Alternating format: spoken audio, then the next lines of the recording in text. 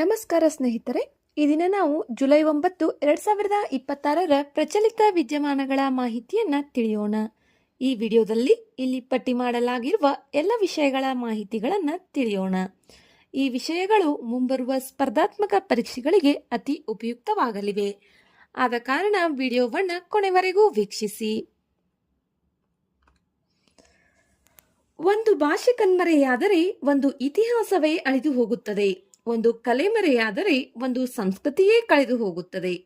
ಭಾರತದ ಬುಡಕಟ್ಟು ಪರಂಪರೆಯನ್ನು ಡಿಜಿಟಲ್ ಯುಗದಲ್ಲಿ ಶಾಶ್ವತವಾಗಿ ಉಳಿಸಲು ಕೇಂದ್ರ ಸರ್ಕಾರ ಆರಂಭಿಸಿರುವ ಹೊಸ ಹೆಜ್ಜೆ ಯಾವುದು ಗೊತ್ತಾ? ಅದುವೇ ಟ್ರೈಬೆಕ್ಸ್ ಪ್ಲಾಟ್ಫಾರ್ಮ್. ಇತ್ತೀಚೆಗೆ ಬುಡಕಟ್ಟು ವ್ಯವಹಾರಗಳ ಸಚಿವಾಲಯವು ಟ್ರೈಬೆಕ್ಸ್ ಪ್ಲಾಟ್ಫಾರ್ಮ್ ಅನ್ನು ಆರಂಭಿಸಿದೆ.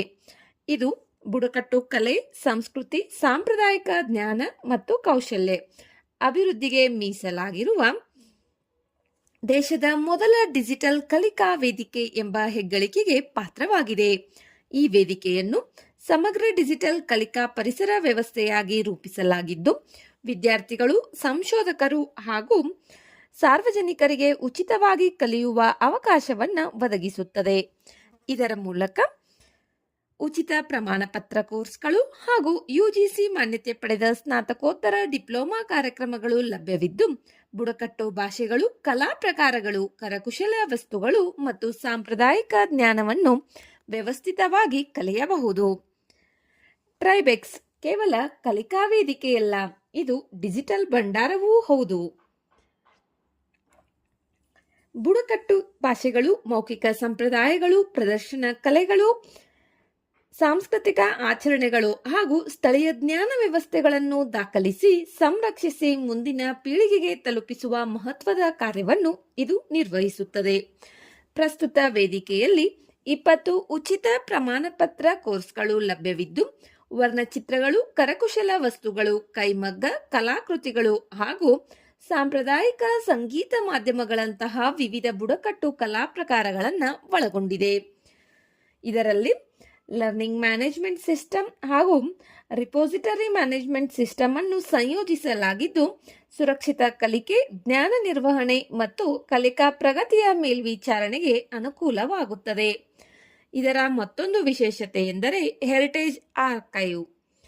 ಇದರಲ್ಲಿ ಭಾರತದ ವಿವಿಧ ಬುಡಕಟ್ಟು ಸಮುದಾಯಗಳ ಹಬ್ಬಗಳು, ಸಾಮಾಜಿಕ ಸಾಂಸ್ಕೃತಿಕ ಆಚರಣೆಗಳು ಮತ್ತು ಮೌಖಿಕ ಸಂಪ್ರದಾಯಗಳಿಗೆ ಸಂಬಂಧಿಸಿದ 5,000ಕ್ಕೂ ಹೆಚ್ಚು ಆಡಿಯೋ, ವಿಡಿಯೋ ಮತ್ತು ಸಾಹಿತ್ಯ ಸಂಪನ್ಮೂಲಗಳು ಸಂಗ್ರಹಗೊಂಡಿವೆ. ಈ ರೀತಿಯಾಗಿ ಟ್ರೈಬೆಕ್ಸ್ ಭಾರತದ ಶ್ರೀಮಂತ ಬುಡಕಟ್ಟು ಪರಂಪರೆಯನ್ನು ಸಂರಕ್ಷಿಸುವುದರ ಜೊತೆಗೆ ಅದನ್ನು ಜಗತ್ತಿನ ಮುಂದೆ ಪರಿಚಯಿಸುವ ಮಹತ್ವದ ಡಿಜಿಟಲ್ ಸೇತುವೆಯಾಗಿ ರೂಪುಗೊಂಡಿದೆ. ನೆಕ್ಸ್ಟ್, ಸಾಮಾನ್ಯವಾಗಿ ನಮ್ಮ ರೋಗ ನಿರೋಧಕ ವ್ಯವಸ್ಥೆ ನಮ್ಮನ್ನು ರೋಗಗಳಿಂದ ರಕ್ಷಿಸುತ್ತದೆ. ಆದರೆ ಅದೇ ರೋಗ ನಿರೋಧಕ ವ್ಯವಸ್ಥೆ ನಮ್ಮದೇ ದೇಹದ ಅಂಗಗಳ ಮೇಲೆ ದಾಳಿ ಮಾಡಿದರೆ ಏನಾಗುತ್ತದೆ? ಜೀವಕ್ಕೆ ಅಪಾಯ ಉಂಟು ಮಾಡುವ ಇಂತಹ ಅಪರೂಪದ ಕಾಯಿಲೆಯೇ ಹಿಮೋಫಾಗೋಸೈಟಿಕ್ ಲಿಂಫೋಹಿಸ್ಟಿಯೋಸೈಟೋಸಿಸ್ ಅಥವಾ ಶಾರ್ಟಲ್ಲಿ ಇದನ್ನು HLH ಎಂದು ಕರೆಯಲಾಗುತ್ತದೆ. ಇದರ ಬಗ್ಗೆ ತಿಳಿಯೋಣ. ಇತ್ತೀಚೆಗೆ ಅಫ್ಘಾನಿಸ್ತಾನದ ಮಾಜಿ ವೇಗದ ಬೌಲರ್ ಶಫೂರ್ ಜುದ್ರಾನ್ ಅವರು ತಮ್ಮ 38ನೇ ವಯಸ್ಸಿನಲ್ಲಿ ಈ HLH ಎಂಬ ಅಪರೂಪದ ರೋಗ ನಿರೋಧಕ ವ್ಯವಸ್ಥೆಯ ಅಸ್ವಸ್ಥತೆಯಿಂದ ನಿಧನರಾಗಿದ್ದಾರೆ. HLH ಎಂಬುದು ಅತ್ಯಂತ ಅಪರೂಪದ ಆದರೆ ಗಂಭೀರವಾದ ಕಾಯಿಲೆಯಾಗಿದ್ದು, ಇದರಲ್ಲಿ ದೇಹದ ರೋಗ ನಿರೋಧಕ ವ್ಯವಸ್ಥೆಯು ಅತಿಯಾಗಿ ಸಕ್ರಿಯಗೊಂಡು ಸೋಂಕುಗಳ ವಿರುದ್ಧ ಹೋರಾಡುವ ಬದಲು ಆರೋಗ್ಯಕರ ಜೀವಕೋಶಗಳು ಮತ್ತು ಅಂಗಾಂಗಗಳ ಮೇಲೆಯೇ ದಾಳಿ ಮಾಡುತ್ತದೆ. ಇದರಿಂದ ದೇಹದಲ್ಲಿ ತೀವ್ರವಾದ ಉರಿಯೂತ ಉಂಟಾಗುತ್ತದೆ. ವಿಶೇಷವಾಗಿ ಯಕೃತ್ತು, ಗುಲ್ಮ, ಮೂಳೆ ಮಜ್ಜೆ, ಮೆದುಳು ಹಾಗೂ ಇತರ ಪ್ರಮುಖ ಅಂಗಗಳು ಇದರ ಪರಿಣಾಮಕ್ಕೆ ಒಳಗಾಗುತ್ತವೆ. ಸಮಯಕ್ಕೆ ಸರಿಯಾಗಿ ಚಿಕಿತ್ಸೆ ದೊರೆಯದಿದ್ದರೆ ಈ ಕಾಯಿಲೆ ಜೀವಕ್ಕೆ ಅಪಾಯಕಾರಿಯಾಗಬಹುದು. HLH ನಲ್ಲಿ ಪ್ರಮುಖವಾಗಿ 2 ವಿಧಗಳಿವೆ. ಒಂದು ಪ್ರಾಥಮಿಕ ಅಥವಾ ಕೌಟುಂಬಿಕ HLH. ಇದು ಆನುವಂಶಿಕ ಕಾರಣಗಳಿಂದ ಉಂಟಾಗುತ್ತದೆ. ಸಾಮಾನ್ಯವಾಗಿ ಶೈಶಾವಸ್ಥೆ ಅಥವಾ ಬಾಲ್ಯದಲ್ಲೇ ಕಾಣಿಸಿಕೊಳ್ಳುತ್ತದೆ. ಇಬ್ಬರು ಪೋಷಕರು ಈ ಕಾಯಿಲೆಯ ಜೀನ್ಗಳ ವಾಹಕರಾಗಿದ್ದರೆ ಮಗುವಿಗೆ HLH ಉಂಟಾಗುವ ಸಾಧ್ಯತೆ 25%, ವಾಹಕವಾಗುವ ಸಾಧ್ಯತೆ 50% ಹಾಗೂ ಯಾವುದೇ ಜೀನ್ ಇಲ್ಲದಿರುವ ಸಾಧ್ಯತೆ 25% ಇರುತ್ತದೆ. ಮೀನ್ಸ್ ಅಪ್ಪ ಅವ್ವ ಯಾರಿಗಾದರೂ ಇದ್ದರೆ ಅವರಿಂದ ಮಗುವಿಗೆ 25% ಜೀನ್ ಬರಬಹುದು ಅಥವಾ 25% ಬರದೇನೂ ಇರಬಹುದು. 50% ವಾಹಕವಾಗುವ ಸಾಧ್ಯತೆ ಇರುತ್ತದೆ. ಇದು ಪ್ರಾಥಮಿಕ HLH. ಎರಡನೆಯದು ದ್ವಿತೀಯ ಅಥವಾ ಸ್ವಾಧೀನಪಡಿಸಿಕೊಂಡ HLH. ಇದು ವೈರಲ್ ಸೋಂಕುಗಳು, ಬ್ಯಾಕ್ಟೀರಿಯಾ, ಶಿಲೀಂಧ್ರ ಅಥವಾ ಪರಾವಲಂಬಿ ಸೋಂಕುಗಳು, Epstein Barr virus, CMV, lupus ಅಥವಾ ರುಮ್ಟಾಯ್ಡ್ ಸಂಧಿವಾತದಂತಹ ಆಟೋಇಮ್ಯೂನೋ ಕಾಯಿಲೆಗಳು, ಲಿಂಫೋಮಾ ಅಥವಾ ಲ್ಯುಕೇಮಿಯಾದಂತಹ ರಕ್ತದ ಕ್ಯಾನ್ಸರ್ಗಳು ಹಾಗೂ ದುರ್ಬಲಗೊಂಡ ರೋಗನಿರೋಧಕ ವ್ಯವಸ್ಥೆಯಿಂದ ಉಂಟಾಗಬಹುದು. ಈ ಕಾಯಿಲೆಯ ಲಕ್ಷಣಗಳು ಸಾಮಾನ್ಯ ಸೋಂಕಿನ ಲಕ್ಷಣಗಳಂತೆಯೇ ಕಾಣಿಸಿಕೊಳ್ಳುವುದರಿಂದ ಆರಂಭದಲ್ಲೇ ಪತ್ತೆ ಹಚ್ಚುವುದು ಕಷ್ಟವಾಗುತ್ತದೆ. ಇನ್ನು ಈ ರೋಗದ ಪ್ರಮುಖ ಲಕ್ಷಣಗಳು ಏನು ಎಂಬುದನ್ನು ಇವಾಗ ತಿಳಿಯೋಣ. ನಿರಂತರ ಅಧಿಕ ಜ್ವರ, ತೀವ್ರ ಆಯಾಸ, ದೌರ್ಬಲ್ಯ, ಯಕೃತ್ತು ಮತ್ತು ಗುಲ್ಮದ ವಿಸ್ತರಣೆ, ಊದಿಕೊಂಡ ದುಗ್ಧರಸ ಗ್ರಂಥಿಗಳು, ಚರ್ಮದ ದದ್ದು, ಸುಲಭವಾಗಿ ರಕ್ತಸ್ರಾವ ಅಥವಾ ಮುಗೇಟುಗಳು, ರಕ್ತಹೀನತೆ, ಕಡಿಮೆ ರಕ್ತ ಕಣಗಳ ಸಂಖ್ಯೆ, ಕಾಮಾಲೆ ಹಾಗೂ ತೀವ್ರ ಪ್ರಕರಣಗಳಲ್ಲಿ ಗೊಂದಲ, ರೋಗಗ್ರಸ್ತವಾಗುವಿಕೆಗಳು ಮತ್ತು ಇತರ ನರವೈಜ್ಞಾನಿಕ ಸಮಸ್ಯೆಗಳು ಇವೆಲ್ಲವೂ ಈ ರೋಗದ ಪ್ರಮುಖ ಲಕ್ಷಣಗಳಾಗಿವೆ. ನೆಕ್ಸ್ಟ್, ಈ ರೋಗಕ್ಕೆ ಯಾವ ರೀತಿಯ ಚಿಕಿತ್ಸೆ? HLH ಚಿಕಿತ್ಸೆಯು ಅದರ ಕಾರಣ ಮತ್ತು ತೀವ್ರತೆಯನ್ನು ಅವಲಂಬಿಸಿರುತ್ತದೆ. ಚಿಕಿತ್ಸೆಯಲ್ಲಿ ಕೀಮೋಥೆರಪಿ, ಇಮ್ಯುನೋಥೆರಪಿ, ಸ್ಟಿರಾಯ್ಡ್ಗಳು, ಪ್ರತಿಜೀವಕಗಳು, ಆಂಟಿವೈರಲ್ ಔಷಧಿಗಳು ಹಾಗೂ ಅಗತ್ಯವಿದ್ದರೆ ಇತರ ವಿಶೇಷ ಚಿಕಿತ್ಸಾ ವಿಧಾನಗಳನ್ನು ಬಳಸಲಾಗುತ್ತದೆ. ಬೇಗನೆ ರೋಗವನ್ನು ಗುರುತಿಸಿ ಚಿಕಿತ್ಸೆ ಆರಂಭಿಸುವುದು ಜೀವ ಉಳಿಸಲು ಅತ್ಯಂತ ಮುಖ್ಯವಾಗಿದೆ. ನೆಕ್ಸ್ಟ್, ಭಾರತದಲ್ಲಿ ಹಮ್ಮಸ್ ಟ್ರೈಲ್ ಎಂಬ ಒಂದು ವಿಶೇಷ ಪ್ರವಾಸ ಮಾರ್ಗವಿದೆ ಎಂದು ನಿಮಗೆ ಗೊತ್ತೇ? ಇದು ಯಾವುದೇ ಅಧಿಕೃತ ರಾಷ್ಟ್ರೀಯ ಹೆದ್ದಾರಿಯಲ್ಲ, ಆದರೆ ಸಾವಿರಾರು ಇಸ್ರೇಲಿ ಯುವಕರು ಪ್ರತಿ ವರ್ಷ ಅನುಸರಿಸುವ ಜನಪ್ರಿಯ ಪ್ರವಾಸ ಮಾರ್ಗವಾಗಿದೆ. ಹಾಗಾದರೆ ಈ ಹಮ್ಮಸ್ ಟ್ರೈಲ್ ಎಂದರೇನು? ಇದು ಈಗ ಸುದ್ದಿಯಲ್ಲಿರುವುದೇಕೆ? ತಿಳಿಯೋಣ ಬನ್ನಿ. ಇತ್ತೀಚೆಗೆ ಪ್ಯಾಲೆಸ್ಟೈನಿಯನ್ ಹಕ್ಕುಗಳ ಸಂಘಟನೆ ಹಿಂದ್ ರಜಬ್ ಫೌಂಡೇಶನ್ ಭಾರತದ ಜನಪ್ರಿಯ ಹಮ್ಮಸ್ ಟ್ರೈಲ್ ಪ್ರದೇಶಗಳಲ್ಲಿ ಪತ್ತೆಯಾಗಿದೆ ಎಂದು ಹೇಳಲಾದ ಇಸ್ರೇಲಿ ಸೈನಿಕ ಐಟನ್ ಗಿಲ್ಬೋವಾ ವಿರುದ್ಧ ಯುದ್ಧ ಅಪರಾಧಗಳ ಆರೋಪದಡಿ ದೂರು ದಾಖಲಿಸಿರುವ ಹಿನ್ನೆಲೆಯಲ್ಲಿ ಈ ಹಾದಿ ಸುದ್ದಿಯಲ್ಲಿದೆ. ಏನಿದು ಹಮ್ಮಸ್ ಟ್ರೈಲ್? ಇದು ಯಾವುದೇ ಅಧಿಕೃತ ಪ್ರವಾಸ ಯೋಜನೆಯಿಲ್ಲ. ಭಾರತದಲ್ಲಿ ಇಸ್ರೇಲಿ ಪ್ರವಾಸಿಗರು, ವಿಶೇಷವಾಗಿ ಕಡ್ಡಾಯ ಸೇನಾ ಸೇವೆಯನ್ನು ಪೂರ್ಣಗೊಳಿಸಿದ ಯುವ ಮಾಜಿ ಸೈನಿಕರು ಹೆಚ್ಚಾಗಿ ಭೇಟಿ ನೀಡುವ ಪ್ರವಾಸ ಮಾರ್ಗವನ್ನು ಸೂಚಿಸುವ ಒಂದು ಮಾರ್ಗದ ಅನೌಪಚಾರಿಕ ಹೆಸರು. ಪ್ರತಿ ವರ್ಷ ಸುಮಾರು 80,000 ಇಸ್ರೇಲಿಗಳು ಭಾರತಕ್ಕೆ ಭೇಟಿ ನೀಡುತ್ತಾರೆ. ಇವರಲ್ಲಿ ಬಹುತೇಕರು ಸೇನಾ ಸೇವೆ ಪೂರ್ಣಗೊಳಿಸಿದ ಯುವಕರು. ಅವರು ಕೈಗೊಳ್ಳುವ ದೀರ್ಘ ಪ್ರವಾಸವನ್ನು ಟಿಯುಲ್ ಗಡೋಲ್ ಎಂದು ಕರೆಯಲಾಗುತ್ತದೆ. ಸಾಮಾನ್ಯವಾಗಿ ಈ ಪ್ರವಾಸವು 6 ತಿಂಗಳಿಂದ 1 ವರ್ಷದವರೆಗೆ ನಡೆಯುತ್ತದೆ ಮತ್ತು ಸೇನಾ ಸೇವೆಯ ನಂತರ ದೊರೆಯುವ ಬೋನಸ್ ಹಣದಿಂದ ಇದನ್ನು ನಡೆಸಲಾಗುತ್ತದೆ. ಈ ಹಾದಿಯು ಲಡಾಖ್ನ ಲೇಹ್ನಿಂದ ಆರಂಭವಾಗಿ ಹಿಮಾಚಲ್ ಪ್ರದೇಶದ ಕಸೋಲ್, ಬಾಗ್ಯೂ, ಧರ್ಮಕೋಟ್, ತೋಷ್ ಹಾಗೂ ಕುಲ್ಲುವರೆಗೆ ಸಾಗುತ್ತದೆ. ಕಸೋಲ್ ಅನ್ನು ಮಿನಿ ಇಸ್ರೇಲ್ ಎಂದು ಕರೆಯಲಾಗುತ್ತದೆ. ನೋಡಿ, ಮಿನಿ ಇಸ್ರೇಲ್ ಕಸೋಲ್, ಭಾರತದಲ್ಲಿ ಮಿನಿ ಇಸ್ರೇಲ್ ಅಂತೇಳಿ ಕಸೋಲನ್ನ ಕರಿತೀವಿ. ಇದರ ಜೊತೆಗೆ ಕಲ್ಗಾ, ಪುಲ್ಗಾ ಮತ್ತು ತಲ್ಗಾ ಮುಂತಾದ ದೂರದ ಹಳ್ಳಿಗಳಿಗೂ ಈ ಪ್ರವಾಸ ಮಾರ್ಗದ ಭಾಗವಾಗಿದೆ.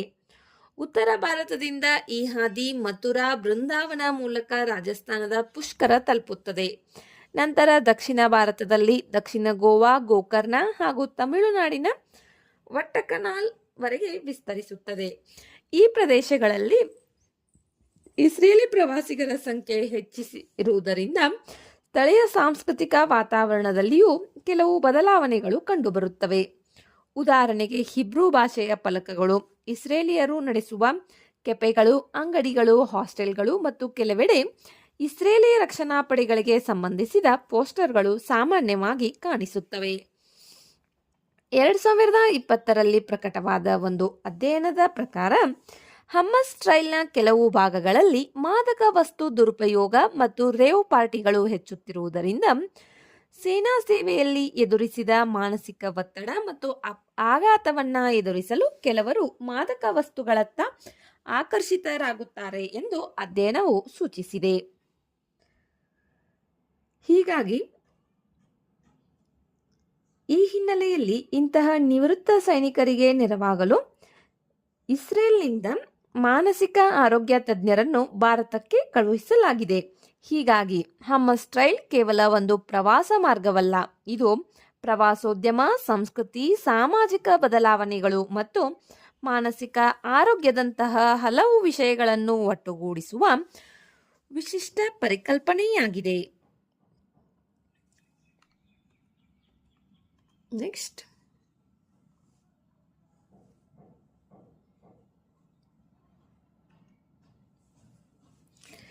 ಭಾರತದ ರಕ್ಷಣಾ ಕ್ಷೇತ್ರದಲ್ಲಿ ಮತ್ತೊಂದು ಐತಿಹಾಸಿಕ ಸಾಧನೆ.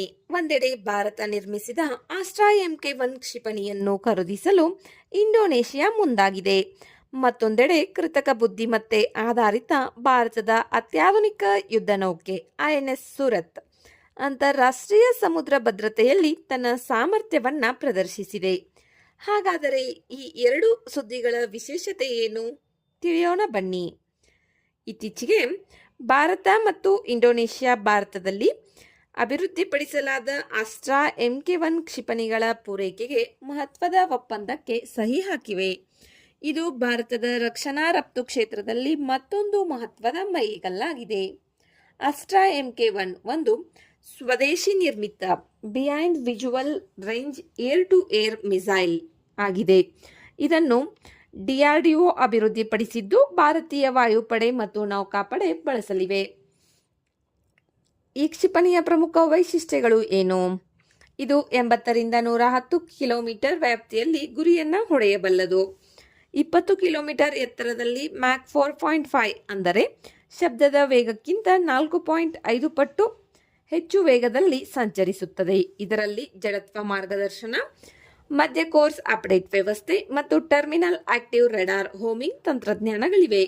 ಇದರಿಂದ ಗುರಿಯನ್ನು ಅತ್ಯಂತ ನಿಖರವಾಗಿ ಹೊಡೆಯುವ ಸಾಮರ್ಥ್ಯ ಹೆಚ್ಚಾಗಿ ದೊರೆಯುತ್ತದೆ. ಈ ಕ್ಷಿಪಣಿಯು ಏಕ್-ಪಲ್ಸ್ ಹೊಗೆರಹಿತ ಘನ ಇಂಧನ ಮೋಟಾರನ್ನು ಬಳಸುತ್ತದೆ.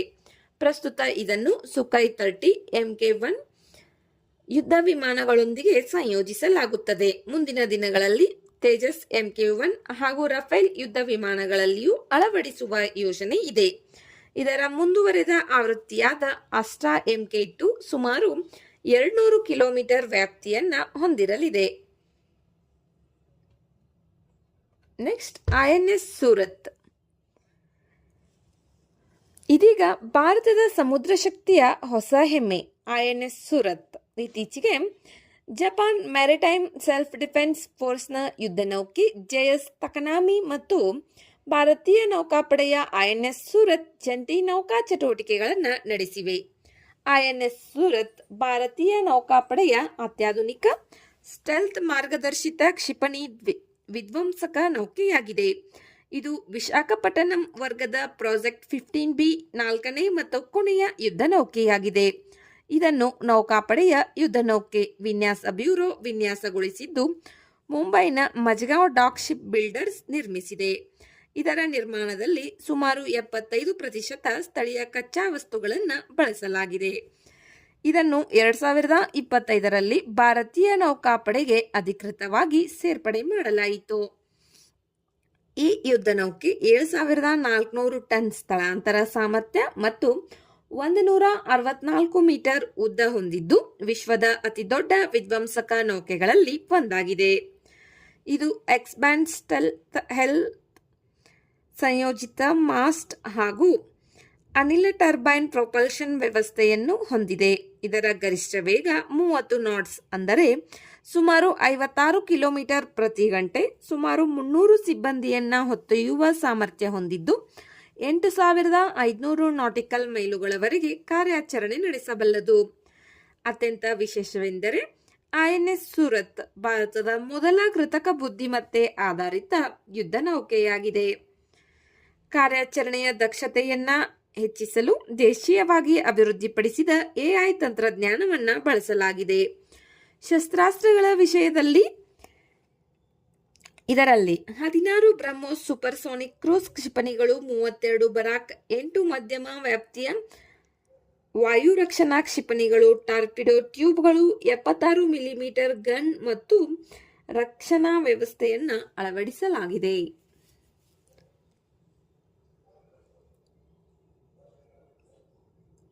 ನೆಕ್ಸ್ಟ್, ಇಂಡೋನೇಷ್ಯಾದಲ್ಲಿರುವ ವಿಶ್ವದ ಅತಿದೊಡ್ಡ ಹಿಂದೂ ದೇವಾಲಯ ಸಂಕೀರ್ಣಕ್ಕೆ ಭಾರತದ ಪ್ರಧಾನಮಂತ್ರಿ ಭೇಟಿ ನೀಡಿರುವುದು ಏಕೆ ಇಷ್ಟು ಮಹತ್ವದ್ದಾಗಿದೆ?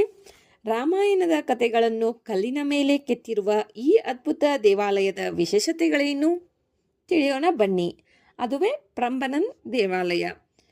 ಇತ್ತೀಚೆಗೆ ಭಾರತದ ಪ್ರಧಾನಮಂತ್ರಿಗಳು ಇಂಡೋನೇಷ್ಯಾ ಅಧ್ಯಕ್ಷರೊಂದಿಗೆ ಯೋಗ್ಯಕರ್ತಾದಲ್ಲಿರುವ ಯುನೆಸ್ಕೋ ವಿಶ್ವ ಪರಂಪರೆಯ ತಾಣವಾದ ಪ್ರಂಬನನ್ ದೇವಾಲಯಕ್ಕೆ ಭೇಟಿ ನೀಡಿದರು. ಈ ದೇವಾಲಯವು ಇಂಡೋನೇಷ್ಯಾದ ಅತಿದೊಡ್ಡ ಹಿಂದೂ ದೇವಾಲಯ ಸಂಕೀರ್ಣವಾಗಿದ್ದು ದಕ್ಷಿಣ ಜಾವಾದ ಯೋಗ್ಯಕರ್ತಾದ ಸ್ಲೆಮನ್ ಪ್ರದೇಶದಲ್ಲಿದೆ. ಈ ದೇವಾಲಯವನ್ನು ಸ್ಥಳೀಯವಾಗಿ ರೋರೋ ಜೋಂಗ್ರಾಂಗ್ ಅಥವಾ ತೆಳ್ಳಗಿನ ವರ್ಜಿನ್ ದೇವಾಲಯ ಎಂದು ಕರೆಯಲಾಗುತ್ತದೆ. ಈ ದೇವಾಲಯವು 9ನೇ ಶತಮಾನದಲ್ಲಿ ಮಧ್ಯ ಜಾವವನ್ನು ಆಳಿದ ಸಂಜಯ್ ರಾಜವಂಶರಿಂದ ನಿರ್ಮಿತವಾಗಿದೆ. ಈ ದೇವಾಲಯವು ಹಿಂದೂ ಧರ್ಮದ ತ್ರಿಮೂರ್ತಿಗಳಾದ ಶಿವ, ವಿಷ್ಣು ಮತ್ತು ಬ್ರಹ್ಮದೇವರಿಗೆ ಸಮರ್ಪಿತವಾಗಿದೆ. 1991ರಲ್ಲಿ ಈ ದೇವಾಲಯವನ್ನು ಯುನೆಸ್ಕೋ ವಿಶ್ವ ಪರಂಪರೆ ತಾಣಕ್ಕೆ ಸೇರಿಸಲಾಯಿತು. ಪ್ರಂಬನನ್ ದೇವಾಲಯದ ವಾಸ್ತುಶಿಲ್ಪವು ಸ್ಥಳೀಯ ಜಾವಾನೀಸ್ ಸಂಪ್ರದಾಯಗಳ ಜೊತೆಗೆ ದಕ್ಷಿಣ ಭಾರತದ ಪಲ್ಲವ ಶೈಲಿಯ ಪ್ರಭಾವವನ್ನು ಹೊಂದಿದೆ. ದೇವಾಲಯದ ಗೋಡೆಗಳ ಮೇಲಿರುವ ಸುಂದರ ಬಾಸ್ ರಿಲೀಫ್ ಶಿಲ್ಪಗಳು ರಾಮಾಯಣದ ಪ್ರಸಂಗಗಳನ್ನು ಅತ್ಯಂತ ಕಲಾತ್ಮಕವಾಗಿ ಚಿತ್ರಿಸುತ್ತವೆ. ಈ ದೇವಾಲಯ ಸಂಕೀರ್ಣದಲ್ಲಿ ಒಟ್ಟು 240 ದೇವಾಲಯಗಳಿದ್ದು ಮಧ್ಯಮ ಆವರಣದಲ್ಲಿ 8 ಪ್ರಮುಖ ಮತ್ತು 8 ಸಣ್ಣ ದೇವಾಲಯಗಳನ್ನು ಎತ್ತರದ ವೇದಿಕೆಯ ಮೇಲೆ ನಿರ್ಮಿಸಲಾಗಿದೆ. ಇವುಗಳಲ್ಲಿ ಶಿವನ ದೇವಾಲಯವೇ ಅತ್ಯಂತ ದೊಡ್ಡದಾಗಿದ್ದು ಸುಮಾರು 47 ಮೀಟರ್ ಎತ್ತರವಾಗಿದೆ. ಹಿಂದೂ ದೇವಾಲಯಗಳ ಜೊತೆಗೆ ಈ ಪ್ರದೇಶದ ಸುತ್ತಮುತ್ತ ಅನೇಕ ಬೌದ್ಧ ದೇವಾಲಯಗಳು ಕೂಡ ಇರುವುದರಿಂದ ಇದು ಧಾರ್ಮಿಕ ಮತ್ತು ಸಾಂಸ್ಕೃತಿಕ ಸಹಬಾಳ್ವೆಯ ಅದ್ಭುತ ಉದಾಹರಣೆಯಾಗಿದೆ.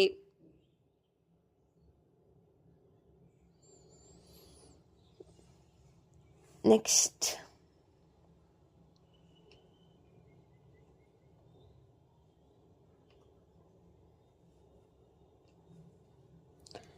ಪುಣೆಯಲ್ಲಿ ಆಣೆಕಟ್ಟಿನಿಂದ ನೀರು ಬಿಡುಗಡೆ ಮಾಡಿದ್ದು ಏಕೆ? ಹಿಮಾಲಯದ ಖಡಕ್ವಾಸ್ಲಾ ಆಣೆಕಟ್ಟು. ಇತ್ತೀಚೆಗೆ ಪುಣೆಯ ಜಲಾಶಯಗಳ ಜಲಾನಯನ ಪ್ರದೇಶಗಳಲ್ಲಿ ಭಾರಿ ಮಳೆಯಾಗುತ್ತಿರುವ ಹಿನ್ನೆಲೆಯಲ್ಲಿ ಖಡಕ್ವಾಸ್ಲಾ ಆಣೆಕಟ್ಟಿನಿಂದ ಮೂತಾ ನದಿಗೆ ನೀರನ್ನು ಬಿಡುಗಡೆ ಮಾಡಲಾಗಿದ್ದು ನಗರದ ತಗ್ಗು ಪ್ರದೇಶಗಳಲ್ಲಿ ನೀರು ನಿಂತಿದೆ. ಖಡಕ್ವಾಸ್ಲಾ ಆಣೆಕಟ್ಟು ಮಹಾರಾಷ್ಟ್ರದ ಪುಣೆ ನಗರದಿಂದ ಸುಮಾರು 21 ಕಿಲೋಮೀಟರ್ ದೂರದಲ್ಲಿರುವ ಮೂತಾ ನದಿಗೆ ಅಡ್ಡಲಾಗಿ ನಿರ್ಮಿಸಲಾಗಿದೆ. ಇದರ ವಿಶಿಷ್ಟ ಆಕಾರ ಹಾಗೂ ಸುತ್ತಮುತ್ತಲಿನ ನವಿಲುಗಳ ಕಾರಣದಿಂದ ಇದನ್ನು ಚಸ್ಕಮಾನ್ ಆಣೆಕಟ್ಟು ಅಥವಾ ನವಿಲು ಆಣೆಕಟ್ಟು ಎಂದು ಕರೆಯಲಾಗುತ್ತದೆ. 1869ರಲ್ಲಿ ಬ್ರಿಟಿಷ್ ಸೇನೆಯ ಕ್ಯಾಪ್ಟನ್ ಪೈಪ್ RE ಅವರು ತೀವ್ರ ಬರಗಾಲಕ್ಕೆ ಪರಿಹಾರವಾಗಿ ಇದರ ನಿರ್ಮಾಣ ಕಾರ್ಯ ಆರಂಭಿಸಿದರು. ಆಣೆಕಟ್ಟಿನ ಪಕ್ಕದಲ್ಲಿರುವ ಮಾನವ ನಿರ್ಮಿತ ಸರೋವರವನ್ನು ಲೇಕ್ ಪೈಪ್ ಎಂದು ಕರೆಯಲಾಗುತ್ತದೆ. ಕಲ್ಲು ಮತ್ತು ಕಾಂಕ್ರೀಟ್ನಿಂದ ನಿರ್ಮಿಸಲಾದ ಈ ಆಣೆಕಟ್ಟು 1.6 ಕಿಲೋಮೀಟರ್ ಉದ್ದ, 31.8 ಮೀಟರ್ ಎತ್ತರವನ್ನು ಹೊಂದಿದೆ. 11 ರೇಡಿಯಲ್ ಸ್ಲೂಯಿಸ್ ಗೇಟುಗಳು ಮತ್ತು 6 ನೀರಾವರಿ ಹೊರಹರಿವುಗಳು ಇದ್ದು 2 ಪ್ರಮುಖ ಕಾಲುವೆಗಳಿಗೆ ಇದರಿಂದ ನೀರು ಹರಿಯುತ್ತದೆ. ಈ ಅಣೆಕಟ್ಟು ಪುಣೆ ಹಾಗೂ ಸುತ್ತಮುತ್ತಲಿನ ಪ್ರದೇಶಗಳಿಗೆ ಕುಡಿಯುವ ನೀರು, ಕೈಗಾರಿಕಾ ಬಳಕೆ ನೀರು ಮತ್ತು ಜಲವಿದ್ಯುತ್ ಉತ್ಪಾದನೆಯ ಪ್ರಮುಖ ಮೂಲವಾಗಿದೆ. ಇಲ್ಲಿ 12 ಮೆಗಾವ್ಯಾಟ್ ಹಾಗೂ 10 ಮೆಗಾವ್ಯಾಟ್ ಸಾಮರ್ಥ್ಯದ 2 ಜಲವಿದ್ಯುತ್ ಘಟಕಗಳಿವೆ. ನೆಕ್ಸ್ಟ್,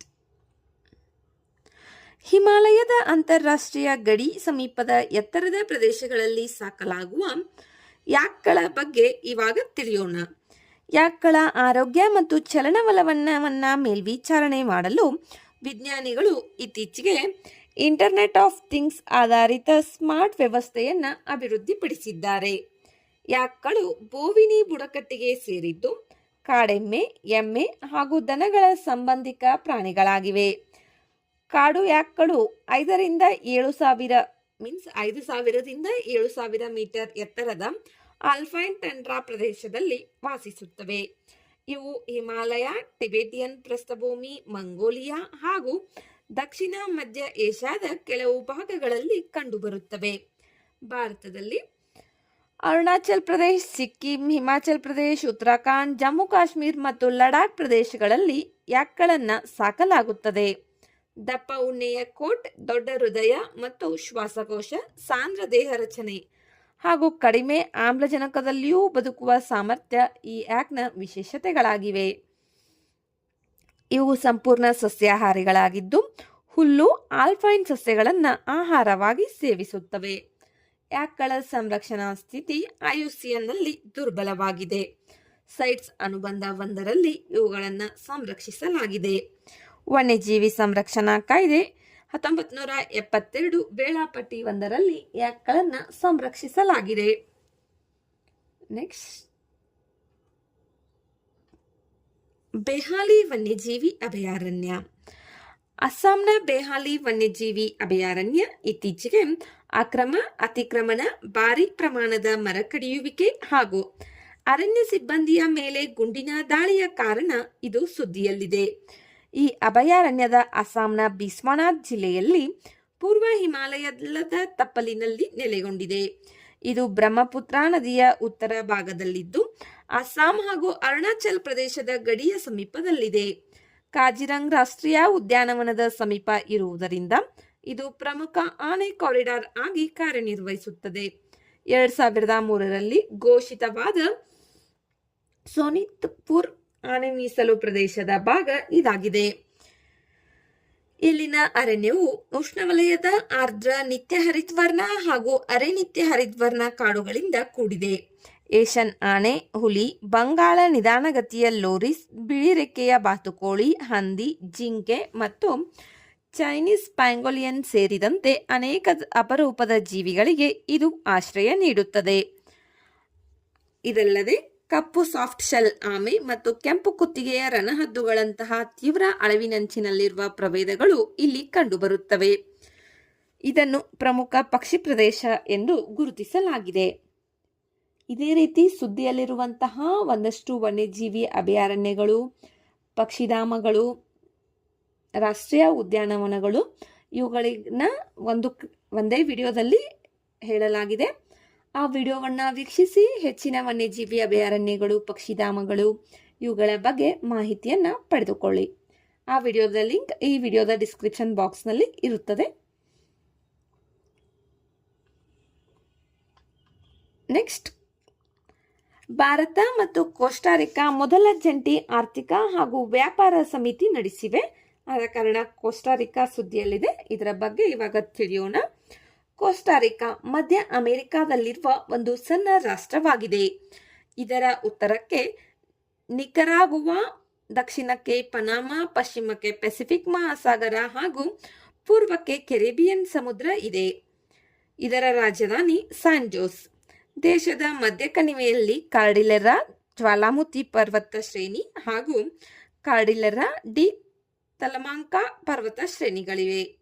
ಪ್ರಸಿದ್ಧ ಅರೆನಾಲ್, ಪೋವಾಸ್ ಹಾಗೂ ಇರಾಜು ಜ್ವಾಲಾಮುಖಿಗಳು ಇಲ್ಲಿವೆ. ಮೌಂಟ್ ಚಿರಿಪೋ ದೇಶದ ಅತ್ಯುನ್ನತ ಶಿಖರವಾಗಿದ್ದು ಸುಮಾರು 12,536 ಅಡಿ ಎತ್ತರ ಹೊಂದಿದೆ. ಅರೆನಾಲ್ ಸರೋವರ ದೇಶದ ಅತಿದೊಡ್ಡ ಸರೋವರವಾಗಿದೆ. ರೆವೆಂಟಾ, ಜೋನ್, ಟೆಂಪಿಸ್ಕ್, ಸಿಯರ್ಪೆ ಹಾಗೂ ಸ್ಯಾನ್ ಜುವಾನ್ ಇಲ್ಲಿಯ ಪ್ರಮುಖ ನದಿಗಳಾಗಿವೆ. ಕೋಸ್ಟಾರಿಕಾದಲ್ಲಿ ತಾಮ್ರ, ಮ್ಯಾಂಗ್ನೀಸ್, ಚಿನ್ನ, ಮ್ಯಾಗ್ನೆಟೈಟ್ ಹಾಗೂ ಬಾಕ್ಸೈಟ್ ಪ್ರಮುಖ ನೈಸರ್ಗಿಕ ಸಂಪನ್ಮೂಲಗಳಾಗಿವೆ. ಸ್ನೇಹಿತರೆ, ಇದೇ ರೀತಿ ಪರೀಕ್ಷೆಗೆ ಅತಿ ಉಪಯುಕ್ತವಾಗುವಂತಹ ಪ್ರಚಲಿತ ವಿದ್ಯಮಾನಗಳ ಮಾಹಿತಿಗಾಗಿ ನಮ್ಮ ಚಾನಲನ್ನು ಸಬ್ಸ್ಕ್ರೈಬ್ ಮಾಡಿಕೊಳ್ಳಿ. ಈ ವಿಡಿಯೋದಲ್ಲಿರುವ ಮಾಹಿತಿ ಇಷ್ಟವಾದರೆ ವಿಡಿಯೋಗೆ ಲೈಕ್ ಮಾಡಿ ನಿಮ್ಮ ಸ್ನೇಹಿತರೊಂದಿಗೆ ಶೇರ್ ಮಾಡಿಕೊಳ್ಳಿ. ಮುಂದಿನ ವಿಡಿಯೋದಲ್ಲಿ ಮತ್ತಷ್ಟು ಪ್ರಮುಖ ವಿಷಯಗಳೊಂದಿಗೆ ಮತ್ತೆ ಭೇಟಿಯಾಗೋಣ. ಧನ್ಯವಾದಗಳು.